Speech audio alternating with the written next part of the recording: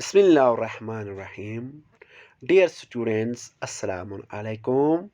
जमात पाँचवीं के उर्दू किताब चैप्टर नंबर 9 है, पार्ट नंबर सेकंड है। सेकंड की चैप्टर नंबर 9 का सेकंड वीडियो लेकर मैं आप सबों की खिदमत में हाजिर हूँ। तो मैं तमाम फिफ्थ के स्टूडेंट्स को वेलकम करता हूँ।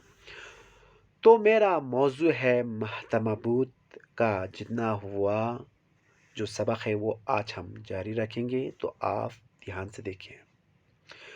फर्स्ट वीडियो में मैं आप लोगों को यहाँ तक पढ़ाई किया गया था, तो आज हम यहाँ से शुरू करना है, तो आप ध्यान से देखिए।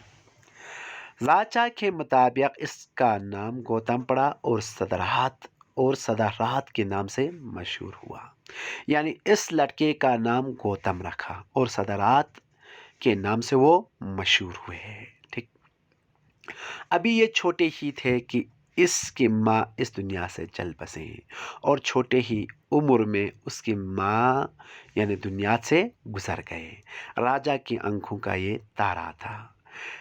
बड़ी रानी प्रजावती उन्हें बेहद अजीज रखती थे और इसकी देखभाल यानी गौतम की देखभाल इसकी बड़ी रानी प्रजावती ने किया और इससे बहुत मोहब्बत करते थे।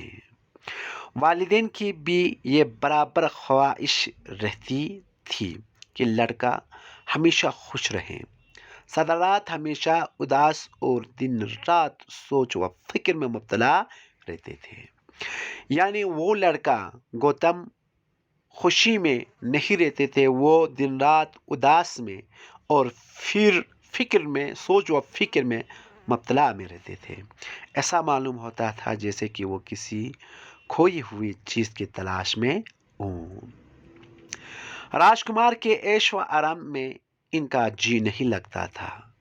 बहुत दिनों तक राजा ने राजकुमार को महल से बाहर नहीं जाने दिया और उस महल में ऐश व आराम के साथ रखते थे, लेकिन राजकुमार खुश नहीं रहते थे, अच्छा नहीं लगते थे। वो महल में रहना अच्छा नहीं लगते थे क्योंकि इनके बाप ने कभी बाहर नहीं छोड़ते थे। राजे ने राजकुमार को बाहर कभी नहीं छोड़ते थे। एक दिन राजकुमार सदरात रात पर सवार होकर शाम के वक्त टहलने निकल पड़े और एक दिन महल से बाहर वो यानी सात रात पर सवार होके शाम के वक्त इधर उधर घूमने के लिए निकाला। सामने से एक बूढ़े आदमी को लाठी के सहारे गुजरते हुए देखा, जिसकी कमर काफी झुकी हुई थी। और एक बूढ़े शख्स को देखा, उसने लाठी के सहारे गुजरते हुए देखा और इसकी कमर जो है वो काफी झुकी हुई थी। उन्होंने आज तक इस तरह के किसी बूढ़े को नहीं देखा, यानी इस तरह के बूढ़े शख्स को उन्होंने नहीं देखा। किसने? राजकुमार ने नहीं देखा। उन्होंने साथी से पूछा ये क्या चला रहा है, और अपनी साथी से पूछा ये क्या चला रहा है। साथी ने कहा ये बूढ़े आदमी है राजकुमार साहब, ये बूढ़ा आदमी है। राजकुमार ने पूछा इसकी ऐसी हालत क्यों हो गई, इसकी हालत ऐसे क्यों हो गई है। राजकुमार ने किससे पूछा? साथी से पूछा। साथी ने हंसते हुए कहा एक दिन सबकी यही हालत होगी। और साथी ने हंसते हुए राजकुमार को कहा एक दिन सबकी हालत यही होगी।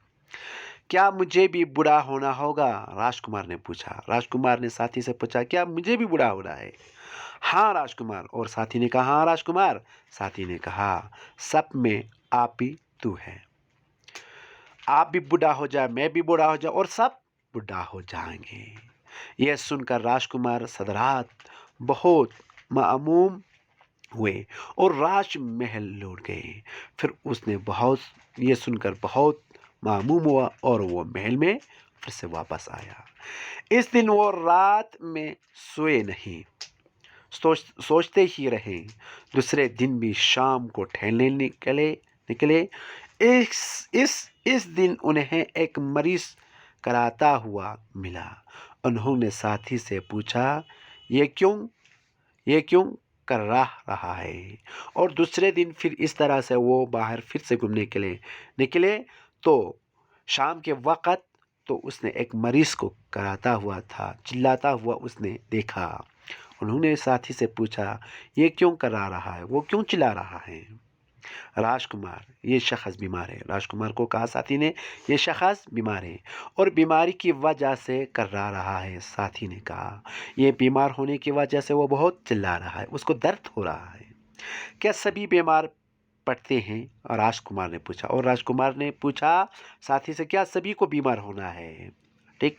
तो आज मेरा मौजू यहाँ ख़त्म करना चाहता हूँ। तो अब फिर आप एक बार फिर से देखें मेरे अजीज स्टूडेंट्स।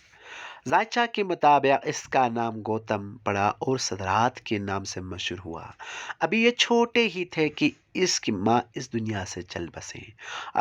राजा की आंखों का ये तारा थे। बड़ी रानी प्रजावती उन्हें बेहद अजीज रखती थे। वालिदैन की भी ये बराबर ख्वाहिश रखती थी कि लड़का हमेशा खुश रहे। सदरात हमेशा उदास और दिन रात सोच व फिक्र में मुब्तला रहते थे। ऐसा मालूम होता था जैसे वो किसी खोई हुई चीज की तलाश में हो।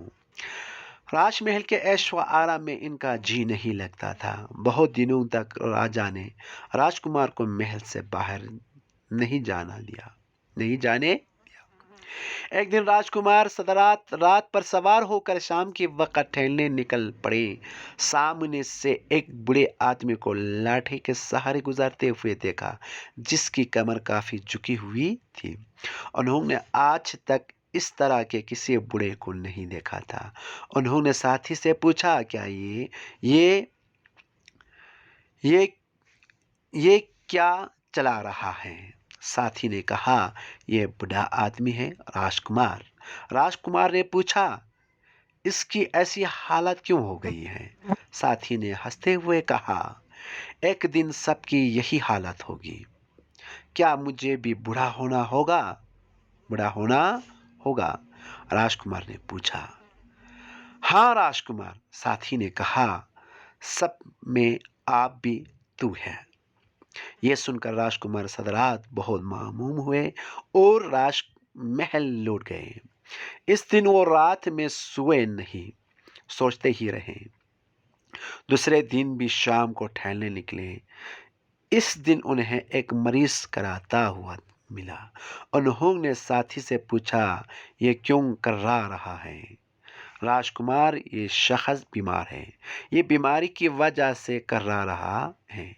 साथी ने कहा, क्या सभी बीमार पड़ते हैं? राजकुमार ने पूछा। ठीक। तो अजीज बच्चों, आप महतमा बूत की सबक जो वो पढ़ते रहो। ठीक। तो आज मेरा मौजू यहाँ ख़त्म करना चाहता हूँ। तब तक खुदा हाफिज़, वस्सलामु अलैकुम।